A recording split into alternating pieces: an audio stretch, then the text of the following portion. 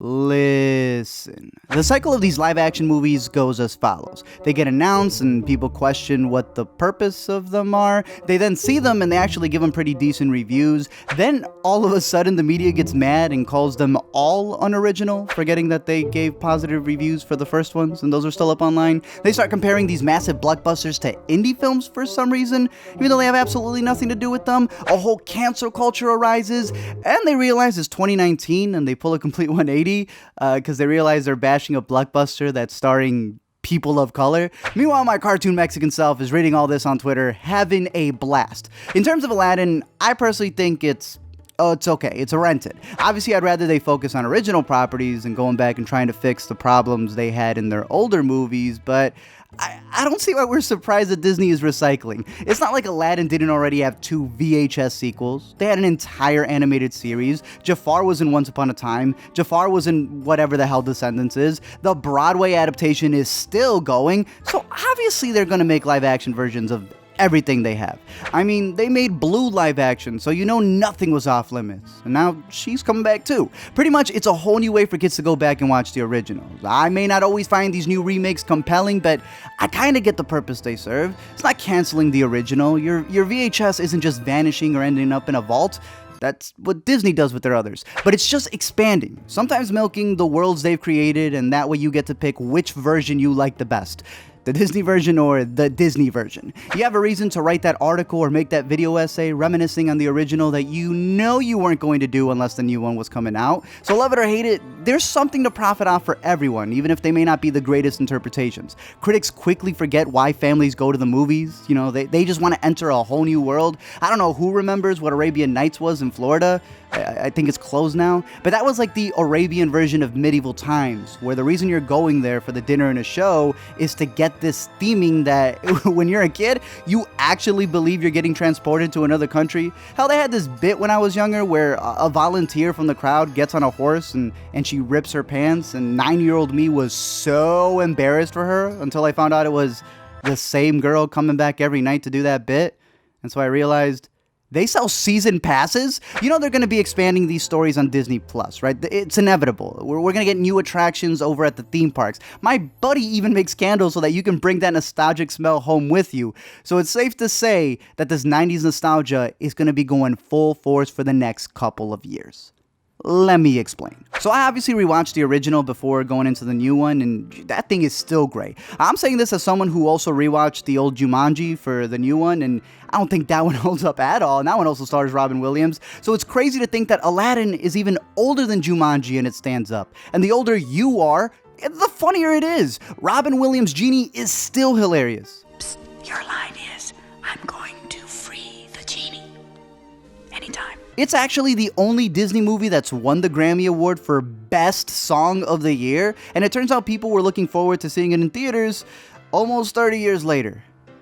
30 years later. So Aladdin is actually based off of a Middle Eastern folktale, but you can kind of see him as being a Robin Hood-like figure in the new one because he's, helping other people by stealing. Man's walking around rooftops like an assassin with a creed, chilling with his monkey like Sway Lee, when he bumps into Princess Jasmine, who's out and about in the town disguised. Now, I never realized how much her story resembles Queen Esther, especially with the changes in the new one. She's not just trying to find a prince, she wants things to be for queen and country. They even gave her this new song that it didn't work for me. It sounded like Gabriela Montez before East High, but it's this song about her wanting to be her own person as opposed to what they really had in the original. And I'll say this, I think the casting is perfect. Mena's going to be an actor to watch for with the upcoming movies that he has. Everyone seems to want to play with Jafar's staff, but Naomi Scott's been killing it. I said, where are my Lemonade fans out there? We're talking about an actress so gorgeous, they passed her down the Power Rangers torch. Forget what Aladdin meant in the 90s. Do you guys know what the Pink Power Ranger meant? Only other person I can think of who would have been the perfect casting choice would have been Nicole from the Pussycat Dolls, but it's not 2007, so this works very well. One of the best parts of the new one for me was how, prehistoric things felt, I guess. Like, Billy Magnuson plays the prince who's trying to get with Princess Jasmine, but his biggest dating issue isn't understanding women. It's understanding what a snake is. Like, we have an entire self-written wiki page online for every new person we meet. Like, before we even meet them, we know that they have a digital online diary we can just read. You don't even want to read, don't even worry about it. Some people post their entire life in pictures. Billy doesn't even know what a snake is, you know? Imagine not knowing the fundamentals of life. We've been riding for a month, my love. Surely the dead can wait. Imagine never visiting another town because it would take a year to get there. You might die along the way. I finally understand why people walk around with instruments in the desert, because, you know, after months of walking, they're going to make sure everyone knows they've arrived in this town. Try your best to stay calm. To tackle another thing that kind of confuses me with film Twitter sometimes is that they call movies like this CGI slugfest. And I'm not saying that they don't go overboard sometimes, but one, are CGI artists not allowed to be talented? Like, why do some people not just bash bad CGI, but like CGI in general? They just automatically consider it a bad thing. That makes no sense to me, because it becomes one of those paradoxes where if a VFX artist does their job well, we don't notice it enough to praise them. But whoa, one missed keyframe and boom, we want to cancel them. Two, y'all are disrespecting the actual practical effects. I mean, we're talking about the productions that's coming from the designer of Game of Thrones. HBO said to me they wanted me to kind of like take over the whole look of the series from the kind of the floor to the sky.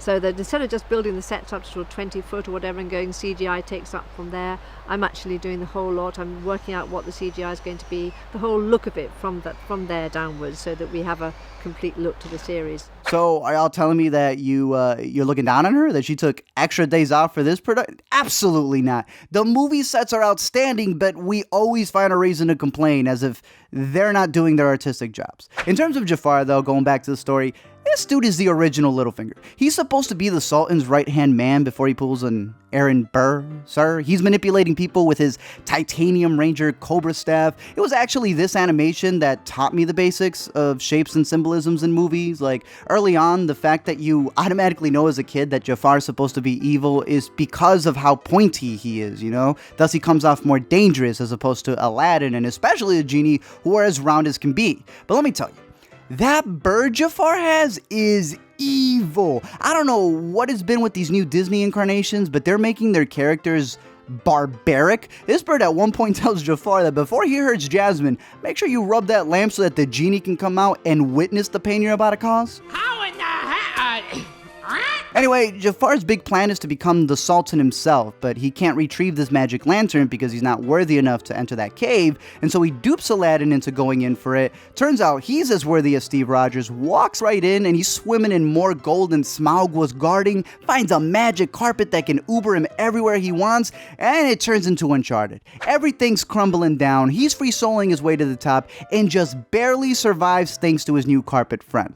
Interesting point here is that not a lot of people know this, but the carpet is actually the same actor who plays Doctor Strange's cape, so this movie definitely is pushing representation, especially with Will Smith's genie. Don't be afraid to be different. Don't be afraid to be different, y'all. West Philadelphia, born and raised on the playground as all that. So it's just Will Smith. I noticed no one's ever really mad at Will Smith, like even when he makes bad movies, like terrible movies that people hate. No one's ever mad at him personally, so Disney realized that they can give him a check just for acting himself, but in blue. Like if Will played an Avatar, a Smurf, if he was a member of the Blue Man group, he'd be the loudest. He'd be doing these same inflections because he's just himself. And while I definitely put Robin's genie above Smith's, I have read some of the stupidest critiques for this. People saying that this is a slap in the face to Robbins, as if he didn't have a personal lawsuit with Disney that was a much bigger problem. I've heard people complain that Will Smith's genie makes too many current references and that doesn't make sense because it's supposed to take place in the past, and y'all just ignoring that Robbins did the same thing. It's almost like the two were representing two different cultures, and thus you can understand why certain demographics enjoy one over the other. That said, he did do the Cardi thing too many times. He's got several dance numbers where I thought he was going to hit us with a whoa. Certain points he's just acting like Jamal from On My Block. But again, Will Smith is funny, corny, but I can't think of a more likable actor who can get memed to death from the trailers and still have no animosity against them. Anyways, Aladdin gets these Duranguense boots because he's trying to impress Jasmine, so he wishes to become a prince, and since Google Maps doesn't exist, he can just create a country that he supposedly came from. He pulls up with Smuckers as a gift, but Aladdin's game is so bad, Genie would rather go back into his lamp than to be his wingman. Genie's magic is also invisible, and they even have like Genie Bluetooth to communicate, but Jafar's supposed to be so smart and conniving that he's able to put it together. Aladdin gets too cocky, so he's able to snatch the lamp and just wishes himself to become the new sultan of the land, which, now that I'm older, thinking about opening up a history book, flipping to read a page that just says, Sultan Jafar takes over by means of magic lamp, is the funniest thing. Like, can you imagine World War II ending with the capture of an Infinity Stone? Magic or not, when Jafar asks Jasmine to be his, like now that he's the Sultan and he wants her by her side, he's like, forget the Me Too movement, you're mine, and she's just like, well, I just reject your hypotheses. She goes full Esther. Genie just breaks the rules like several times in this movie. He just doesn't even care what he's supposed to abide by. But I had to do a little rewind myself because while the ending of the cartoon version, the way that they defeat Jafar is by getting him to say that he wants to be the most powerful Genie, thus bottling him up in the lamp, the live action one does it a little bit different. Instead, he says, I want to be the most powerful being, at least what I heard, which I assumed would put him above a genie and wouldn't allow him to get restrained, but I guess they gotta set it up for the sequel. They win, Aladdin sets Will Smith free so he can go work on his YouTube channel, and Jasmine and Aladdin live happily ever after. Until the live-action Wrath of Jafar. Thank you guys for checking out this video. I'm curious to know your thoughts down below in the comment section. Like I said, it's a rent it for me. I know there was a lot of discussion happening with this movie. It's so intriguing to see people swap their, like some people see it somewhere and then they it's been really confusing seeing people bash one movie in order to praise another, even though the two aren't connected, and then later on they're going to write an article about the movie they bashed and how it was underrated. It's a little weird to me, and if you've been a fan of the channel, you've heard me call this out a lot, and it always seems to come true with certain critics who do this type of thing, but enjoy what you like, man. I know some people who watch the trailer, and I can tell you this, some trailers do lie, but if you saw the trailer and you thought it was complete trash, like it's beneath you, definitely ignore this movie. It's not going to be better. It's not going to surprise you. But if you saw the trailer and you thought, hey, that was enjoyable, go watch it. I think you're going to enjoy it a lot, and that's the purpose of why I make these LMEs to begin with. But I am curious to know your thoughts. I do want to give a big shout out of who I mentioned earlier on. My buddies, they have this cool candle collection that they make personally themselves, these wooden wick candles, and they have this whole Disneyland, which I think is super dope because my girlfriend's a huge Beauty and the Beast fan, and they got this little candle over here that pretty much smells like the Beauty and the Beast thing. The rose, my personal favorite is the Dole Whip one because that thing smells delicious, but he actually was able to send me this code, so in case you wanted to get some of these candles for yourself, you just go down below. I'll have it in the description, in the pinned comments. Get some of the candles. I think they're pretty dope, and he was able to hook it up and get you guys 15% off. I think they smell pretty good. Check them out if you'd like, and also don't forget to comment, like, and subscribe so I can grant you one wish.